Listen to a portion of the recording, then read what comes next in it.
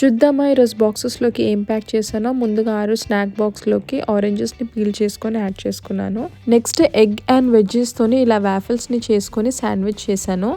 ఈ 4 వ్యాఫిల్స్ వచ్చేసి నేను 2 ఎగ్స్తో చేశాను. అండ్ దీన్ని హాఫ్ కట్ చేసేసి హాఫ్ ఇంట్లో తినేసి వెళ్తాడు అండ్ హాఫ్ నేను స్నాక్ బాక్స్లోకి ప్యాక్ చేశాను.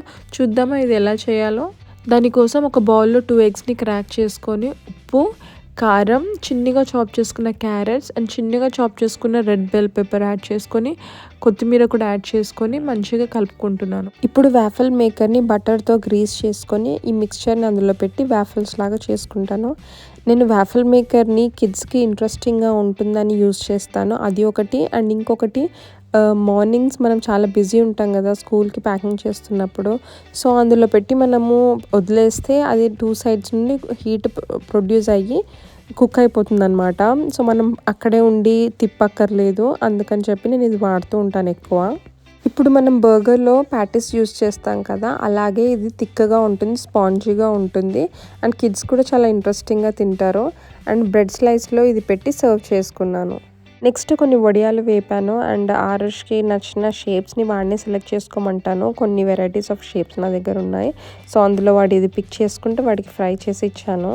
అండ్ నెక్స్ట్ నేను ఒక 1 పాట్ మీల్ చేశాను. ఇందులో ప్రోటీన్స్, కార్బ్స్, మినరల్స్ అన్నీ ఉంటాయి. ఈ కిచడీ చేసుకోవడం కూడా చాలా ఈజీ. ఇందులో బియ్యం చాలా తక్కువ ఉంటాయి అండ్ వెరైటీస్ ఆఫ్ దాల్స్ చాలా ఎక్కువ ఉంటాయి. సో దీనికోసం ప్రిపరేషన్ చూద్దామా. కుక్కర్లో 1/2 కప్పు పెసరపప్పు, 1/2 కప్పు ఎర్రపప్పు, 1/2 కప్పు కందిపప్పు అండ్ 1/2 కప్ ఆఫ్ రైస్ వేసి మంచిగా వాష్ చేసుకొని సోక్ చేసుకోవాలి టైం ఉంటే. అండ్ దాని తర్వాత 3 కప్స్ ఆఫ్ వాటర్ని యాడ్ చేసుకొని పసుపు, హింగ్, బ్లాక్ సాల్ట్ అండ్ జీరాని యాడ్ చేసుకొని కావాల్సిన వెజిటేబుల్స్ అన్నీ యాడ్ చేసుకొని 4 to 5 విజిల్స్ వచ్చేలాగా కుక్ చేసుకోవాలి. కుక్కర్ ప్రెషర్ పోయిన తర్వాత హాట్ వాటర్ని అందులో యాడ్ చేసుకొని మీకు ఎంత కన్సిస్టెన్సీ కావాలో దాన్ని అడ్జస్ట్ చేసుకోవాలి. అండ్ దాని తర్వాత కొంచెం సేపు బాయిల్ చేయాలి. అప్పుడు అందులో గీ అండ్ సాల్ట్ వేసి మనం సర్వ్ చేసుకోవడమే. నేను ఇందులో కారంకి ఏమీ యాడ్ చేయలేదు. మీరు తినేటప్పుడు కావాలంటే పెప్పర్ పౌడర్ యాడ్ చేసుకొని తినవచ్చు.